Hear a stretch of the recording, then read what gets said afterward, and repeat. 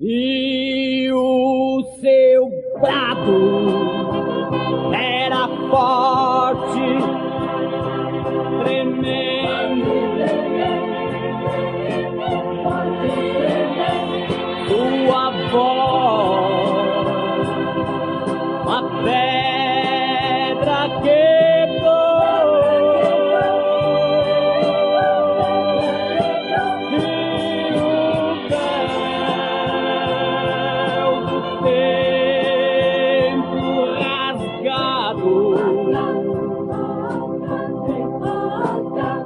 ele grita: consumado está.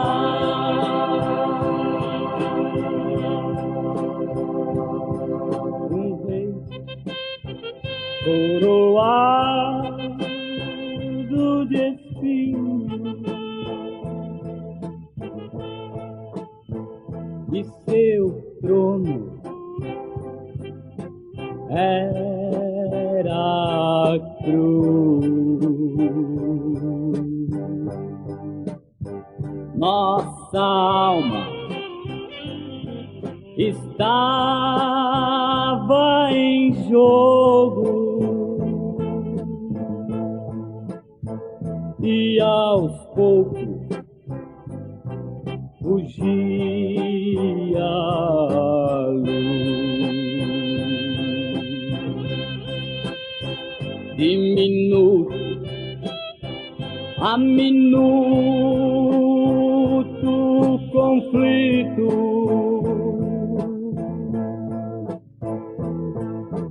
ia chegando ao seu fim. Por tudo isso lutava Jesus,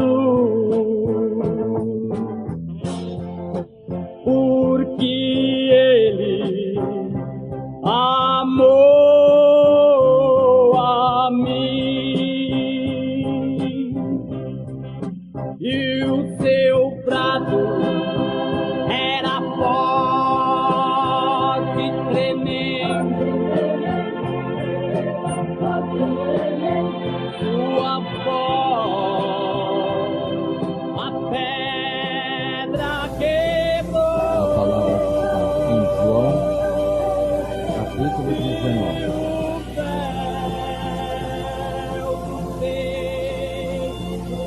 Dentro do verso, esta expressão está consumado, referindo-se a Jesus crucificado, e sendo esta uma de suas últimas palavras ali no Calvário.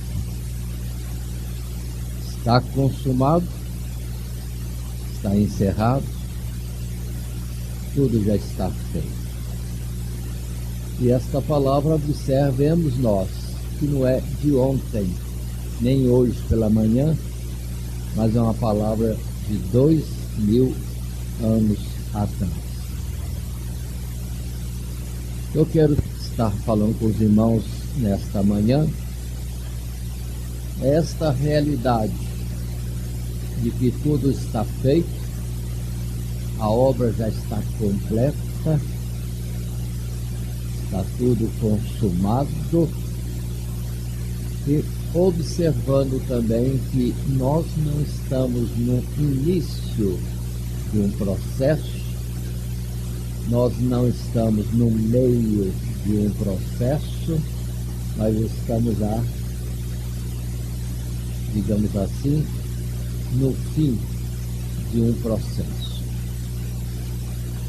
Para os jovens, sendo esse trabalho de jovens, a ideia de que está tudo começando, sim, na vida de vocês parece estar tudo começando, mas dentro do contexto da obra de Deus, do projeto de Deus, nós estamos já em momentos derradeiros. Precisamos entender isso. Muito bem, vamos conversar primeiramente e observando. Os irmãos já pensaram, já estiveram considerando as palavras que Jesus falou na cruz do Calvário?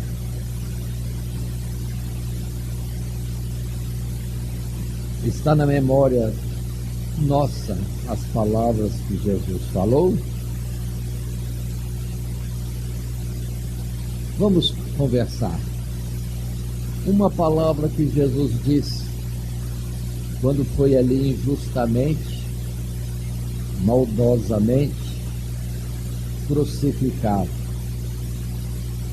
Pai, perdoa-lhes, porque não sabem o que fazem.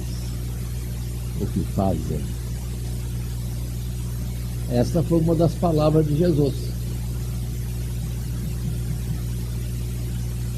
Outra palavra que Jesus disse também: mulher, eis aí teu filho, filho, eis aí tua mãe, referindo-se primeiramente a Maria e depois a João, o discípulo. Jesus, como primogênito, entregando, confiando, vamos dizer assim, a guarda de sua mãe para um discípulo amado, um discípulo de confiança, e certamente teria em Maria a pessoa de uma mãe, e para a mãe em João ter uma pessoa como um filho. O que mais que Jesus disse? Eloi, Eloi, lama sabachthani. Uma palavra assim escrita nesse texto, literalmente, e que significa: Deus meu, por que me desamparaste?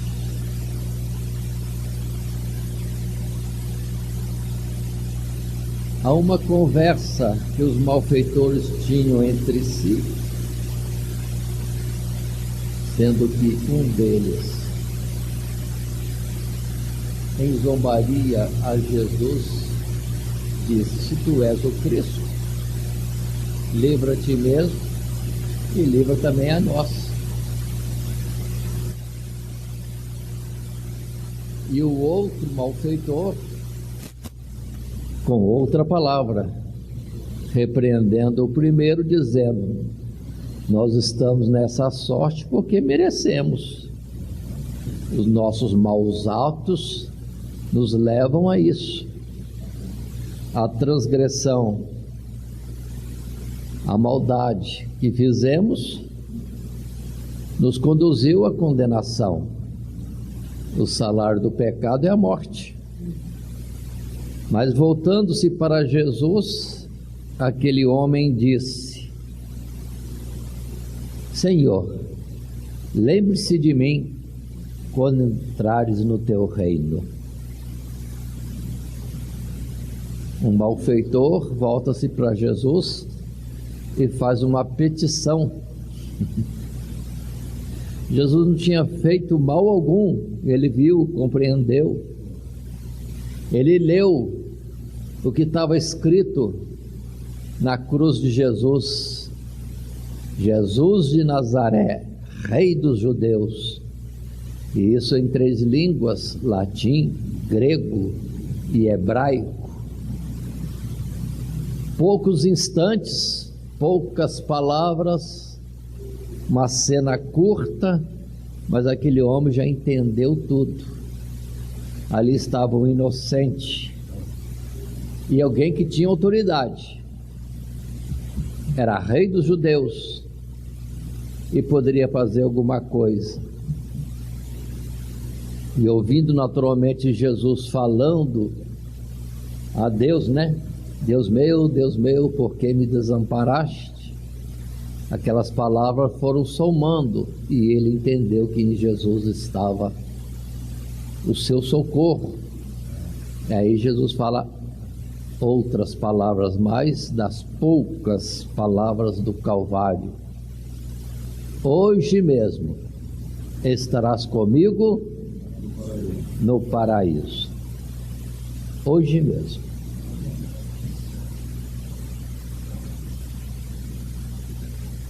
Jesus falou mais palavras, como a palavra que diz: tenho sede. E lhe deram vinagre para beber. Aí ele disse: está tudo consumado. Porque esta era uma última coisa que estava faltando ali. Porque no Salmo estava escrito que na sua sede lhe dariam vinagre para beber. Ou seja, Jesus, com palavras, ações e vida, cumpria totalmente, letra após letra, tudo o que dele estava escrito. E por fim, ele pôde dizer as últimas palavras: Pai, nas tuas mãos entrego o meu espírito, a minha vida. Cada uma dessas expressões, mas de Jesus, pode trazer para nós muita coisa, se nós analisarmos um por um desses momentos e dessas palavras. Mas está consumado. Essa mesma palavra que estamos falando aqui, está consumado, de certa forma está no capítulo 17 também, quando Jesus, ainda reunido com seus discípulos, aí naquele momento que nós chamamos a última ceia, Jesus faz uma oração ao Pai: Pai, glorifica teu Filho.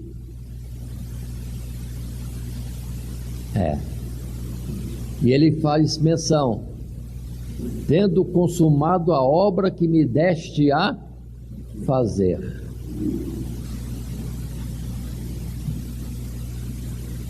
Era horas antes de Jesus ser crucificado. E Jesus já estava dizendo: tenho consumado, tenho completado a tarefa que me deste. Glória a Deus. Então não é obra de homem algum, nem é obra do próprio Jesus, mas é uma obra de Deus, confiada a Jesus para ele realizar na face da terra.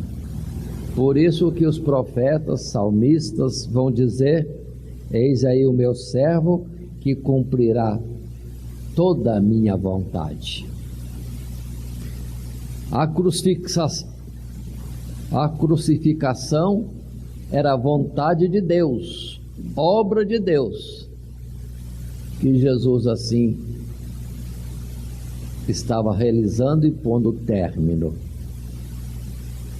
Uma obra que, na verdade, no outro lugar vai dizer que teve início antes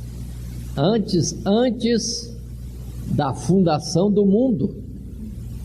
Então imaginem, não foi um caso que aconteceu, que infelizmente aconteceu. Podia ser diferente. Não. Podemos imaginar, irmãos, que lá na eternidade para trás, recuando no tempo, outra vez antes da fundação do mundo, o próprio Deus com o seu Filho, o único gerado por ele, ou seja, saiu dele mesmo, Glória a Deus. único gerado de Deus. Conversavam. A palavra em João 17 fala que existiam e viviam em uma glória, em um resplendor, e sei lá mais o que falar, de uma vida aprazível de Deus. Não temos nem noção.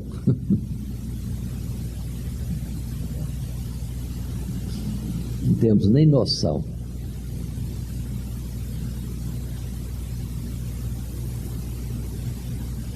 Mas conversavam. E a conversa, vamos entender, era a respeito de um projeto de Deus, de criar a mim, criar você, criar cada um de nós, mas isso daria trabalho.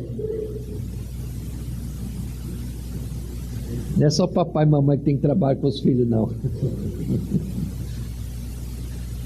Deus também sabe que teria trabalho. E a expressão de um profeta é essa mesmo: bem sei que me darias trabalho. Os teus pecados me deram muito trabalho. Mas entre folgar-se no seu mundo, na sua existência divina, Deus propôs gerar a nós, ainda que isso lhe desse muito trabalho. Aí é que os jovens precisam entender: casamento não é mar de delícias, é proposta de renúncia de si mesmo, do casal, para gerarem vidas, porque foi isso que Deus fez lá na eternidade. Entre ter dor de cabeça e nos gerar, ou viver sossegado no mundo de delícias de um Deus Todo-Poderoso, Ele olhou para mim, olhou para você. Vai dar trabalho, mas vale a pena. E nos amou. E nos amou. E o seu amor foi de tal forma que naquela conversa de Deus e outro Deus, um Deus Pai e um Deus Filho, o assunto foi: Pai, estou aqui para fazer a tua vontade. Estou aqui para fazer a tua vontade. Pronto. E o projeto divino já estava esboçado, passado a limpo, assinado, decretado, mais do que lei de medos e persas, que não se muda mais. Por isso que a palavra em João já começa assim: no princípio era o Verbo, e o Verbo estava com Deus, e o Verbo era Deus. E o Verbo se fez carne e habitou entre nós. E nós vimos a sua glória como a glória do unigênito do Pai, cheio de graça e de verdade. Este é Jesus. Este é Jesus. E a palavra continua, irmãos. Em todo o processo de Deus, na revelação do visível neste mundo do ser humano, e aquilo que nós não vemos, que é no mundo celestial, mas o projeto é o mesmo. É o unigênito de Deus se dando como o Cordeiro de Deus para cumprir a expiação dos nossos pecados, trazer o aperfeiçoamento, trazer o ensinamento, a experiência de quão grave e sério e mau é o pecado e quão grande é a benignidade de um Deus todo-poderoso. E Jesus morto não foi morto somente por nós, seres de carne e osso, de vida tão rápida, como um vapor que logo se desfaz. Mas também foi para os seres celestiais. Para os seres celestiais. Só que é uma outra esfera que a gente não vai entrar muito, falar muito nisso não. Ainda que temos nas Escrituras revelações que nos mostram esses fatos. Muito bem. E a expressão da cruz, de um Jesus crucificado, é a palavra que ainda continua em João capítulo 1. Veio para o que era seu, e os seus não o receberam. Mas a todos quantos o receberam, deu-lhes o poder de serem feitos filhos de Deus. Os que creem no seu nome, os que creem nesse projeto divino. E é apenas por crer nesse projeto divino que as nossas transgressões, nossas falhas, nossas misérias seriam pagas em Cristo Jesus. Pronto. A palavra seguinte de Deus é: a esses é dado o poder de serem feitos filhos de Deus. E como filhos de Deus, esses que creem têm vida eterna. Glória a Deus.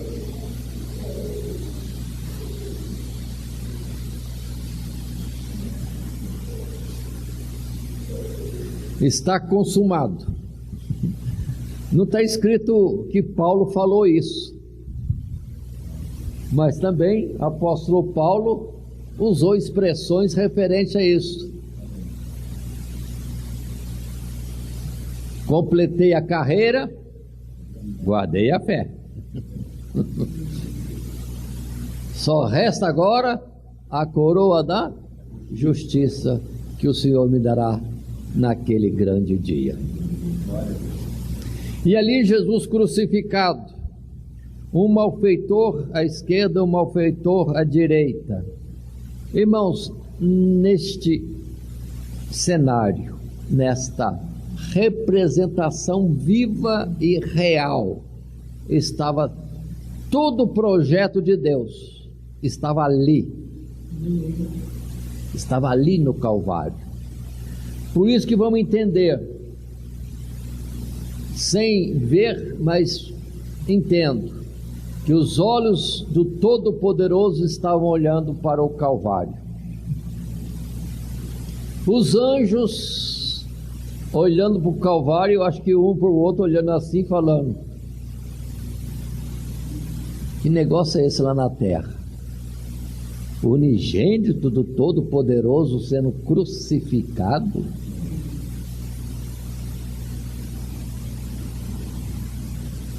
A palavra nos Salmos 22, 69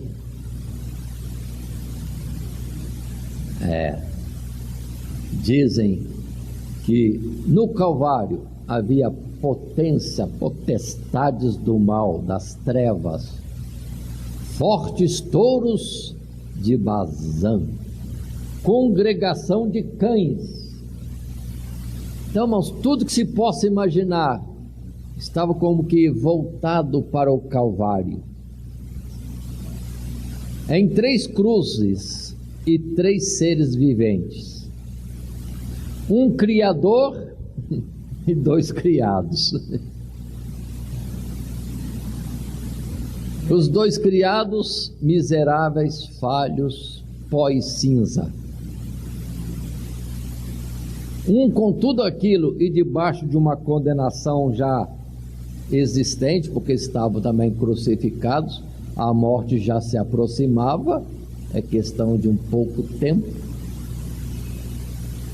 Não se deixava dobrar, e na sua maldade ainda fazia injustiça e era incoerente, era digno da condenação e queria livramentos, sem mais nem menos. E a expressão diz que em zombaria falava para Jesus: desce dessa cruz, te livra e livra a mim também. E Jesus estava ali para livrar ele, mas não descendo da cruz, não descendo da cruz. Mas o outro já entendeu, transgressor, também estava ciente que era transgressor, que ia morrer, estava ciente, só que também teve o conhecimento, deu atenção de que aquele que estava no meio era primeiramente inocente. Outra coisa, pelas palavras, era temente a Deus. Pelo letreiro, era autoridade. Pureza na sua expressão. Na sua boca, nenhuma palavra de revolta, de rebelião, não, de jeito nenhum. Nenhuma maldição, mas se tinha que falar, falava coisas boas. E falava com Deus. Deus meu, Deus meu.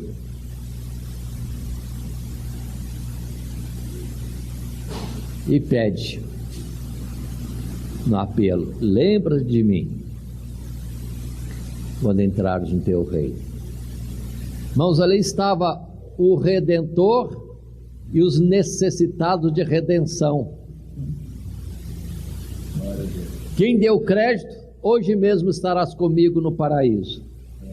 Quem não deu crédito, não levou a sério, ou até zombou, a sorte já estava selada, a morte já estava decretada. Mas, irmãos, entendamos, ali naquelas cruzes, o Salvador, o Redentor, o Cordeiro de Deus que tira o pecado do mundo, e eu e você estávamos à esquerda ou à direita, não importa a esquerda ou a direita, mas um que reconhecia e pedia misericórdia. Agora eu pergunto para os irmãos, nós estamos ali, à esquerda ou à direita, e qual é a nossa situação? Qual é a nossa expressão para aquele que está no meio? O que temos dito para o que está no meio? Desce da cruz e livra a mim também? Querendo continuidade de vida para fazer o errado? Não tem mais isso, não tem retorno, é daqui para a morte. A maior certeza de cada um de nós que viemos a esta existência é que certamente morreremos. Agora, como é que vamos morrer? Com uma palavra boa como essa: hoje mesmo estarás comigo no paraíso, ou com o silêncio de Deus? E esse silêncio ali na cruz não é bom, não. Não é bom, não. Não é bom.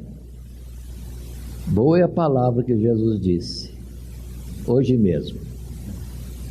Que eu tenho certeza que esse tal, vou colocar, ex-malfeitor, vai receber é essa: vinde bendito de meu Pai, e possuí por herança o reino que vos está preparado desde a fundação do mundo.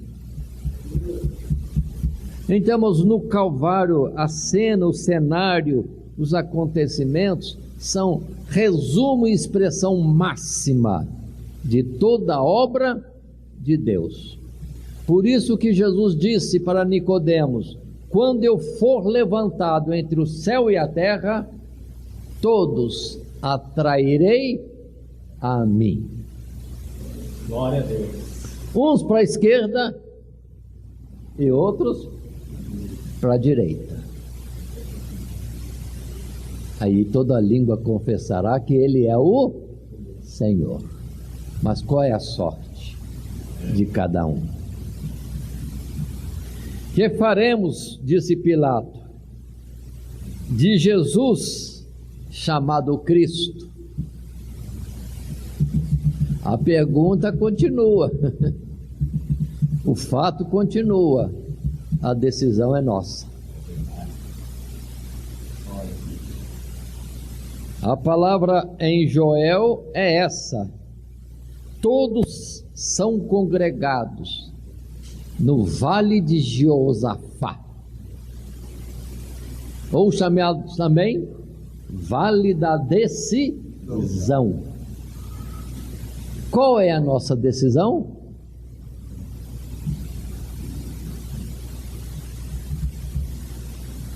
Qual a nossa decisão? A turba disse: crucifica-o. A decisão foi servir a César. Não temos outro rei senão César. E a outra decisão é: lembra de mim. Deus, lembra de mim. Jesus, lembre-se de mim. Irmãos, está aí o cenário da nossa vida, da minha vida, da sua vida. Jovens, tão jovens, que às vezes eu fico parado assim pensando comigo: será que vocês estão entendendo, irmãos? Irmãos, vocês estão entendendo?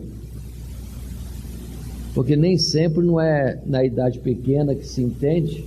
A gente passa por uns percalços diversos da vida para depois amadurecer. Parece que primeiro precisamos apanhar um pouquinho para aí então amadurecer. Por isso que Jesus disse à nação de Israel: se vocês tivessem me ouvido, a história seria outra. Mas não ouvindo, Adão e Eva vão passar pelo que passaram.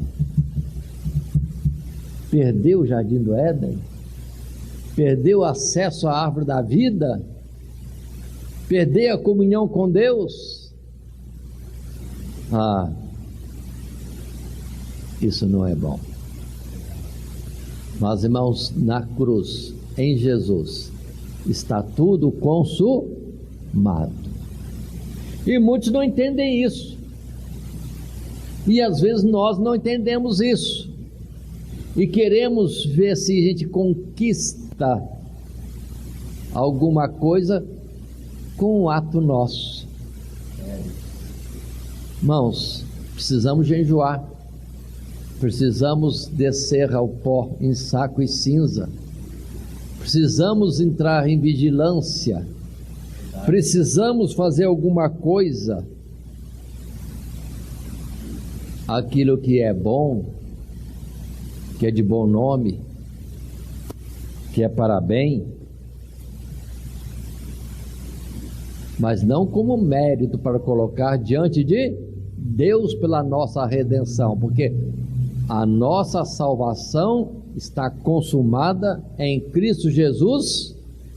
Agora vamos dizer: e este crucificado. É o que Paulo sempre falou. Paulo não ficou cantando o nascimento de Jesus. Paulo não ficou cantando os milagres que Jesus fez. E Paulo também não ficou cantando e proclamando a glória de Jesus ressuscitado. Irmãos, é o Calvário o ponto principal. Se o Calvário ocupar a primeira parte na nossa vida, o destaque na nossa vida, aí coloca nascimento de Jesus, coloca a ressurreição de Jesus, coloca Jesus curando, Jesus operando maravilhas e etc. Mas o Calvário não pode estar ausente da nossa prioridade.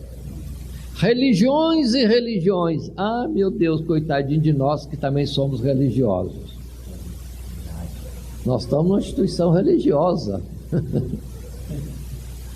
caracterizada pelos estatutos, pelo registro em cartório, pelas nossas reuniões normais, por aquilo que é colocado para nós como princípios que devem reger nossa vida nesta comunidade. Mas se alguém pensa que isso vai te salvar, está perdido. É no Calvário que temos a consumação da nossa redenção, da nossa salvação. Irmãos, as instituições religiosas estão falhando. Perdoe.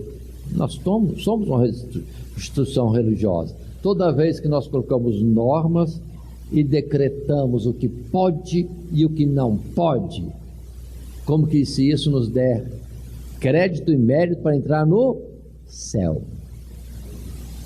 Errado.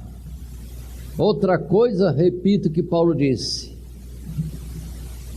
não quero saber, e outra coisa, não quero anunciar, senão que Jesus foi crucificado, foi morto para perdão dos pecados. Glória a Deus. Irmãos, precisamos levar isso mais a sério. Por isso que no dia do juízo, muita gente não vai ser aprovado, porque estão olhando a religião, o seu líder religioso, que diz, pode isso, agora pode. Antes não podia, mas agora pode. Ah, se você seguir isso, está aprovado. Mas sendo normas humanas, mandamentos de homens, Jesus diz, em vão me adoram. Quantos presos à instituição religiosa e seguindo formas de vida que são contrários àquilo que já foi estabelecido desde antes da fundação do mundo. Jesus dado para perdão dos pecados. Nele nós alcançamos, pelo arrependimento e pela volta para Deus, aquilo que só Deus pode fazer, a nossa justificação. Irmãos, bato muito nisso, porque vejo muita gente presa na religião e vão ser condenados. Falando claro, hoje as pessoas nas instituições estão definindo o que vai levar para o céu ou não, sendo que o que nos leva para o céu é a morte redentora de Cristo Jesus. E eles colocam, antes não podia divórcio, mas agora pode. Antes não podia casar com marido e mulher vivos ainda, agora pode. Antes homossexualidade era abominação para Deus, não, agora é uma opção de vida, mas para Deus continua a abominação. E os mandamentos: não furtarás, não matarás, não adulterarás, não darás testemunho, e se outros mandamentos de Deus há, estes não foram alterados. Por isso, irmão, vamos acordar, balança sua cabecinha no banco aí. Eu estou seguindo esta instituição religiosa ou estou seguindo a palavra de Deus? Agora vamos perguntar para nós líderes, né? Estamos anunciando Cristo Jesus e este crucificado? Aí tá bom.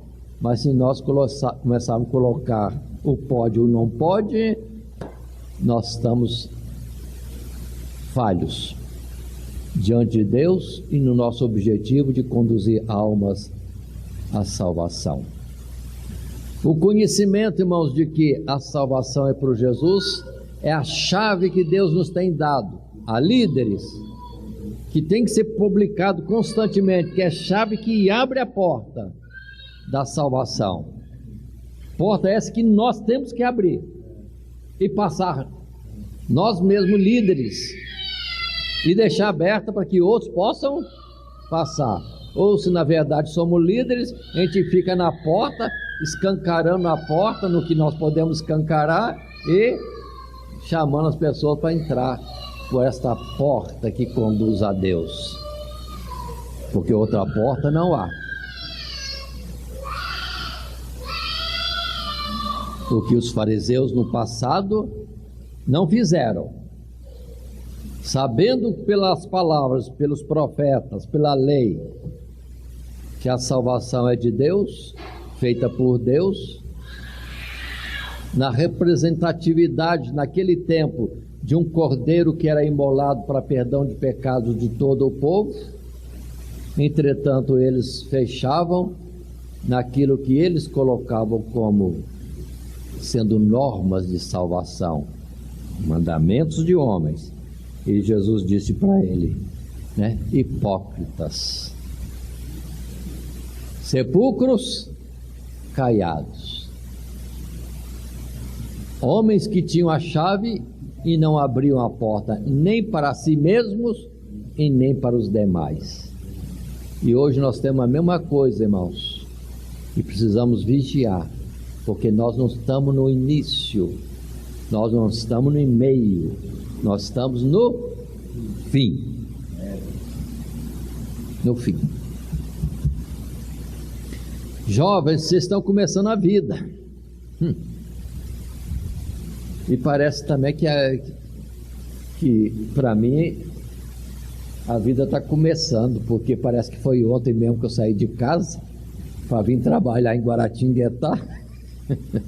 Mas já passou mais de 50 anos e já está acabando. Os indícios já estão aí.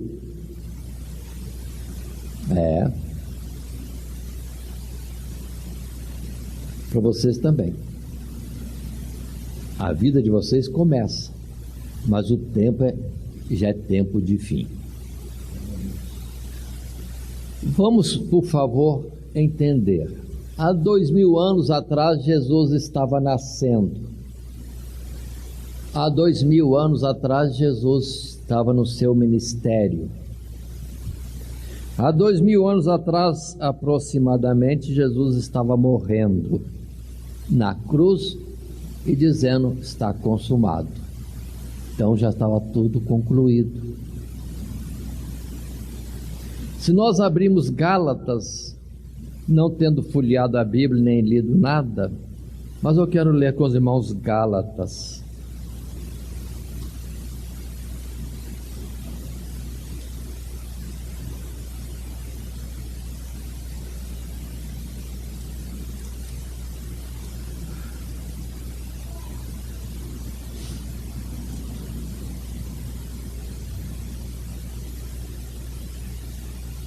Capítulo 4, verso 4.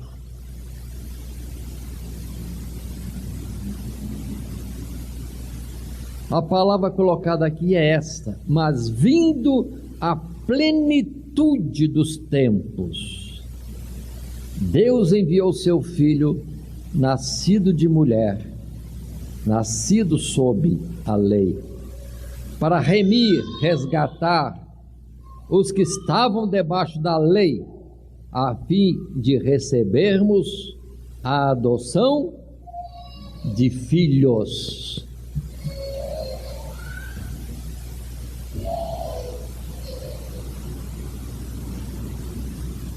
Jesus nasceu, Jesus morreu. No calendário era que dia mesmo? Que tempo era? Eu disse há pouco, 2000 anos atrás. Mas como é que está escrito aqui? Gálatas 4, verso 4. Plenitude dos tempos. O que é plenitude? Completa os tempos. Completa os tempos. Vamos folhear mais um pouquinho a Bíblia e vamos para o Apocalipse.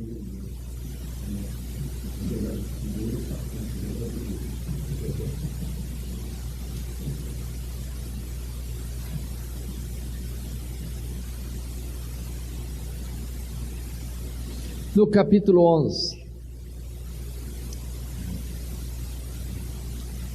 em Apocalipse, neste texto, fala-se de trombetas, 7 trombetas que iam ser tocadas. Cuidado, estou falando no contexto de Apocalipse, a partir do capítulo 8. E a citação é que 7 trombetas iriam ser tocadas, uma após outra. E, irmãos, mais do que nunca, é adequado entendermos que a sequência estabelece os tempos. Uma primeira trombeta, uma segunda, uma terceira, uma quarta, uma quinta e uma sexta trombeta já foram tocadas. E no capítulo 11, verso 15, e tocou o 7º anjo a trombeta. Ou seja, é a última trombeta. Foi tocada. E o que acontece? Que tempo é esse que já é última trombeta? No contexto do Apocalipse. Das 7 trombetas, estamos no toque da última. Aí vem o capítulo 12 dizendo: e viu-se um grande sinal no céu, uma mulher vestida do sol, tendo a lua debaixo dos pés e uma coroa de 12 estrelas sobre a cabeça. E estava grávida e com dores de parto, e gritava com ânsias de dar à luz. Verso 5: e deu à luz um filho, um varão, que há de reger todas as nações com vara de ferro. E o seu filho foi arrebatado para Deus e para o seu trono.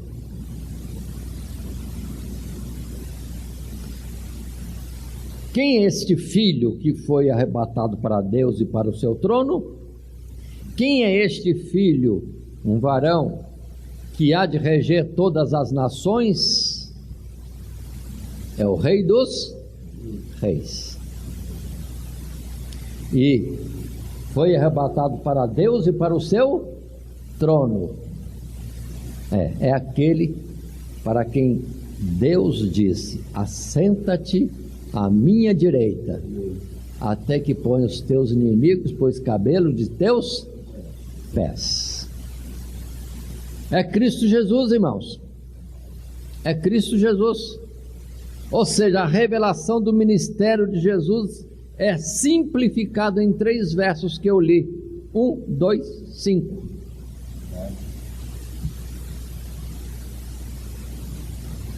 Já está consumado.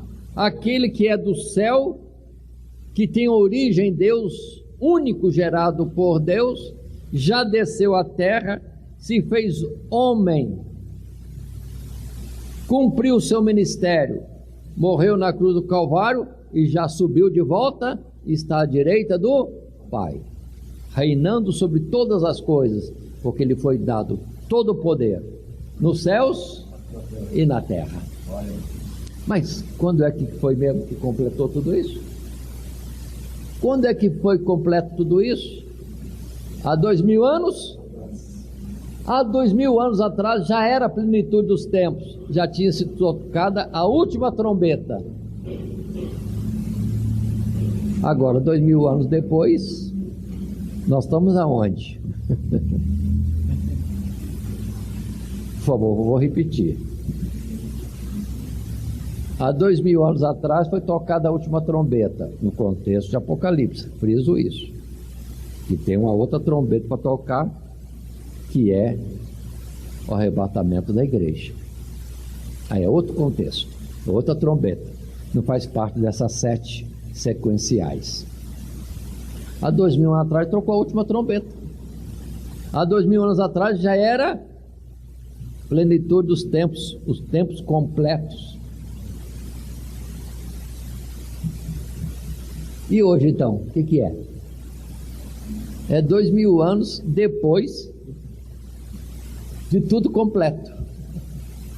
O que tem acontecido, irmãos, nesses 2000 anos não é nada mais do que um ciclo em que vem geração e vai geração, vem geração e vai geração, vem geração e vai geração. Mas a máxima é: Jesus é apresentado como o Cordeiro de Deus que tira o pecado do mundo. Quem crê é salvo, quem não crê é condenado. É como se tivesse um ciclo, né? Que é explicado no capítulo 6 de Apocalipse. É necessário esse processo repetitivo até que se complete o número dos que hão de ser salvos. Deus tem um número para salvar. O céu é perfeito, não tem ninguém a mais, ninguém a menos, e ninguém está fabricando na última hora uma cadeirinha porque tem apareceu mais um para sentar na mesa do Todo-Poderoso. Tem que criar uma função, a vaga aí para mais um que apareceu. Não. O céu é completo, é perfeito. Deus tem o controle e avisa. Falta somente completar o número dos que vão ser salvos. Se essa geração toda cresce em Jesus e os 7, 8 bilhões de pessoas no mundo fossem salvos, não sei se completaria ainda. Mas se completar, acaba aqui mesmo. O tempo da vida na terra, porque o propósito de Deus é completar o número dos que hão de ser salvos. Aí fecha-se a porta da salvação. Mas nós vemos tanta rebeldia, são muitos que são salvos. Alguém perguntou para Jesus, Jesus disse, na minha linguagem, infelizmente não. A porta da salvação é estreita, é única. Jesus é a porta, é o caminho, a verdade e a vida. Mas são poucos que entram por esta. Mas a porta da perdição é larga e muitos vão por ela. Então, a demora desses 2000 anos não é que a obra de Deus não tenha sido completa. Jesus é dado. O preço da expiação dos pecados já foi pago. A redenção já está pronta. Só falta os que creem. E isso o ciclo vai perdurar, irmãos. Mais um ano, mais 10 anos, mais 100 anos, mais 1 milhão de anos, sei lá quanto tempo. Eu não sei, mas Deus sabe. Mas Deus tem falado. Está prestes a terminar. Muito bem, plenitude dos tempos.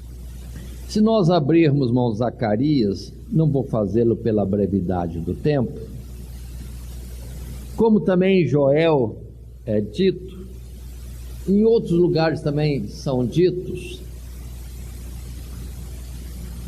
existe uma palavra dos profetas, uma palavra comum, que haveria um dia. Eles no passado anunciavam um dia futuro, em que todas essas coisas seriam cumpridas, e que haveria uma fonte de purificação dos pecados em Jerusalém, e que o pastor, o bom pastor, seria ferido. Mas era necessário que o pastor fosse ferido, ou que o que Isaías diz, o cordeiro da expiação do pecado, mudo, iria caminhando para a matança. Jesus teria que morrer. O malfeitor de um lado não entendeu. A morte de Jesus é irreversível e era a salvação dele e do outro. Ele não levou em conta, não entendeu e quis viver a vida normal.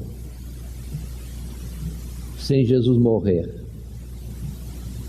Até o diabo não queria que Jesus morresse, porque estava escrito, foi proclamado no céu, decreto celestial, o inocente tem que morrer para pagar o pecado do transgressor. E ele então não queria que Jesus morresse de jeito nenhum. Vai cumprir a redenção. O inocente vai morrer. Aí Deus está com um trunfo total a favor daqueles que Ele quer salvar. Mas como Ele é todo confuso e Ele está em trevas, bom, se não dá para evitar a morte, então vão matar mesmo. E vão fechar a sepultura para ele não ressuscitar. Porque o diabo não tem certeza de nada, ele fica procurando um jeito, mas para ele nunca dá certo. Jesus é vencedor e em tudo que ele opera é para vencer.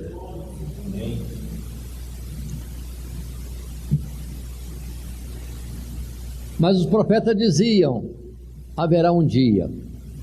Só que nós precisamos ter cuidado, irmãos. Abrindo agora outra vez, convido os irmãos para Hebreus.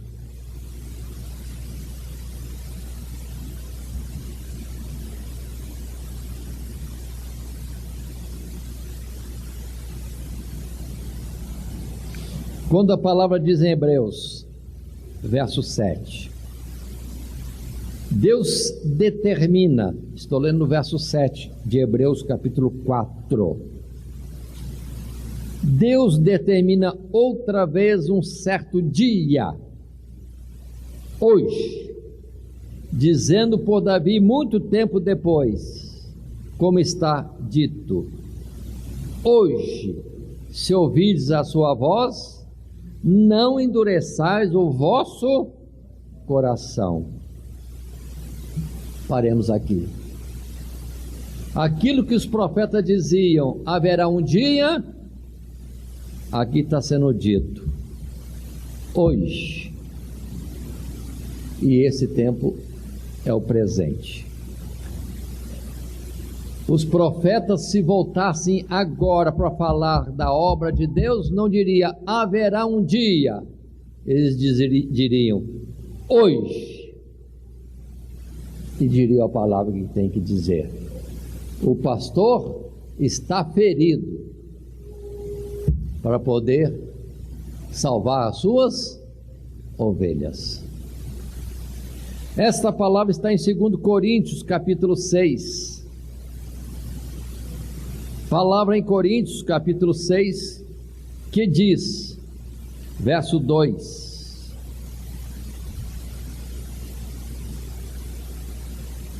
eu vou ler também o verso 1. E nós, cooperando também com Ele, com Deus, vos exortamos a que não recebais a graça de Deus em vão.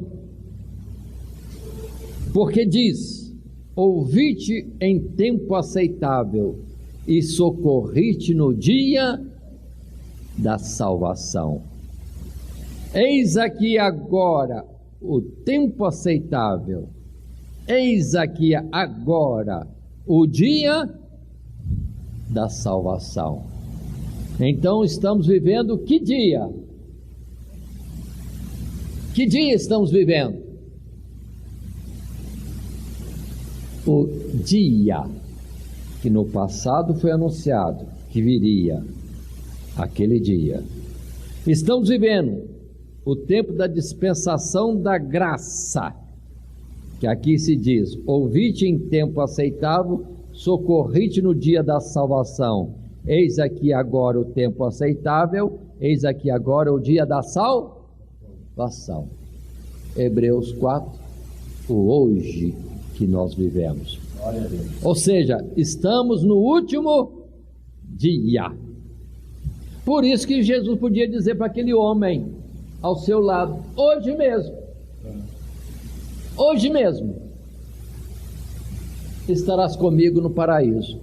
Porque o hoje da dispensação da graça já estava aberto em Jesus crucificado, mas só vai fechar no arrebatamento da igreja. Hoje. Só que hoje tem 24 horas. Eu não sei que hora era aquela que Jesus disse, hoje. Talvez fosse a primeira hora do último dia desse tempo, chamado dispensação da graça. Mas as horas estão passando. Para nós são milênios, e para Deus são minutos, são horas. Por favor, compreendam. Se o dia tem 24 horas, nós já estamos na última hora. Profeticamente, certamente, João Evangelista disse: filhinhos, é já a última hora. E depois ele vai dizer, ao escrever lá em Apocalipse capítulo 17, ele vai escrever, Apocalipse 17, folheando, chegamos ao verso que diz: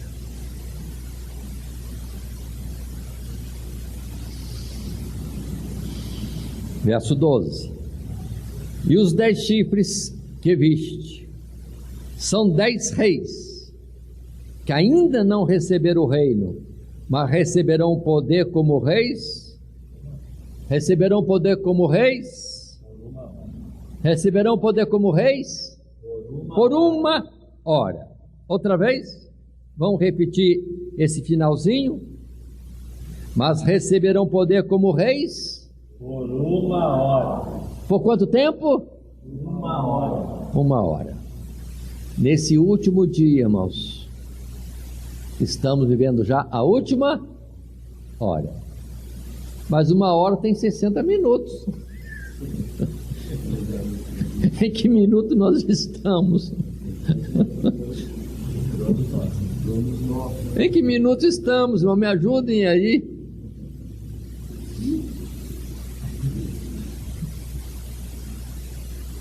Deixa eu explicar. 10 reis iriam reinar, mas quando esses reis se apresentassem, só tinha uma hora. Só tinha uma hora. Por favor, dê-me atenção, considere. Nabucodonosor perguntou a respeito dos tempos, e Deus revelou a Nabucodonosor os tempos, na figura de uma estátua, cabeça de ouro, peito de prata, ventre de cobre, perna de ferro e pés de barro e ferro. 5 partes. E Deus deu a interpretação, são 5 reinos que vão vir.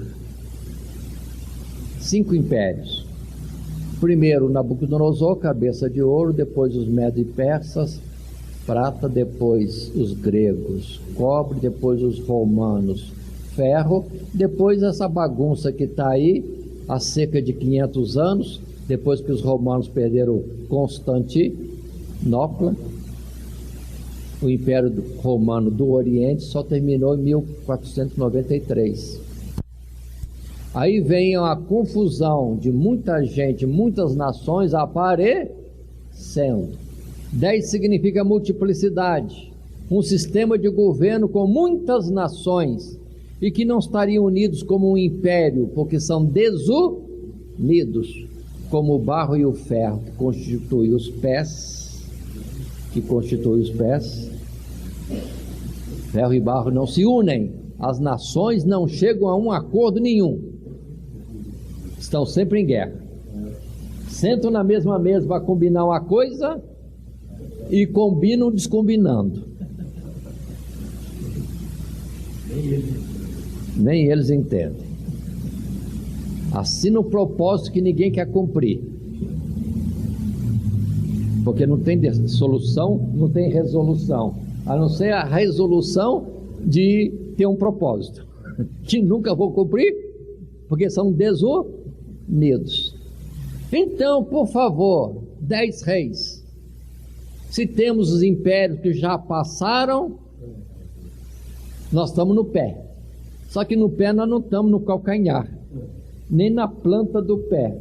Nós estamos nos 10 dedinhos, ou seja, no finalzinho da estátua.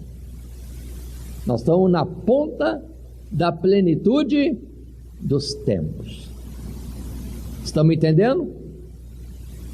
Isso aconteceu em particular quando a ONU foi estabelecida como a União das Nações, União das Nações Desunidas. Perdoe falar assim, mas a palavra que diz: não se unem, não adianta, não se unem. Não se unem. É um reino desunido, um sistema desunido. Mas só tem uma hora. Mas só que desta hora já passou 70 anos. A ONU foi criada há mais de 70 anos, irmãos. 72. Por aí.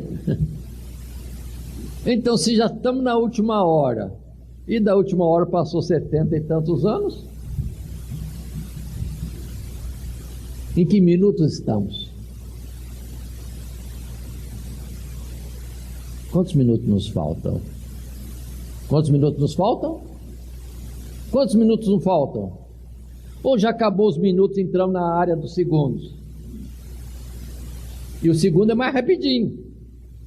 Eu estou falando para vocês, estamos nos últimos segundos. Pronto, só aí já levou uns 10 segundos. É rápido demais. É tempo que Jesus disse que abreviaria, porque senão nem os salvos suportariam. Estamos no limite da paciência de Deus e da nossa capacidade, porque é o tempo de grande tribulação, grande aflição, que não virá, mas existe.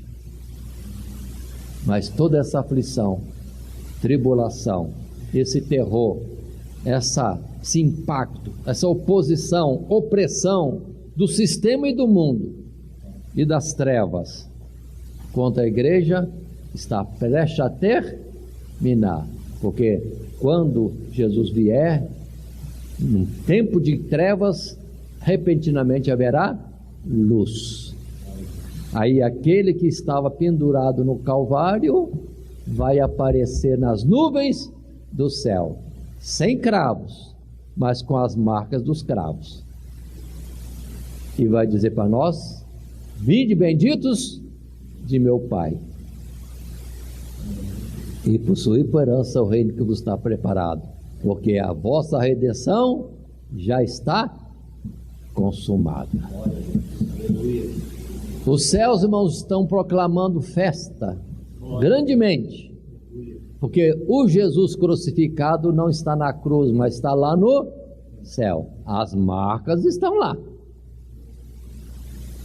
Toda vez que nós olharmos para Jesus, vamos vê-lo como o cordeiro que foi morto, mas eis que está vivo. Cordeiro que foi, a marca está lá, mas agora está vivo e vivo para todo sempre. E nós vamos olhar para ele e ver nele a marca da nossa salvação. Portanto, irmãos, vamos abreviar, tratar, temer, tremer, porque os momentos já são últimos. Quem sabe você, irmã, ou quem sabe sou eu, aquele que está faltando para fechar o número, é o último, fecha a porta. Jesus pode buscar o seu povo, já completou o número. Quem sabe? Por favor, diminua o número dos que hão de ser salvos, vindo logo com uma decisão certa, verdadeira, sincera para Cristo Jesus. A nossa salvação já está concluída. Que Deus nos abençoe. Amém. Todo dia, toda hora, muito mais prazer em ouvir. Radionete Grata Nova. Web Rádio, a qualidade que faz a diferença, cada vez mais necessária. Rede Grata Nova de Evangelização. Acesse nosso site www.horadadecisão.com.br. Hora da Decisão, tudo junto, sem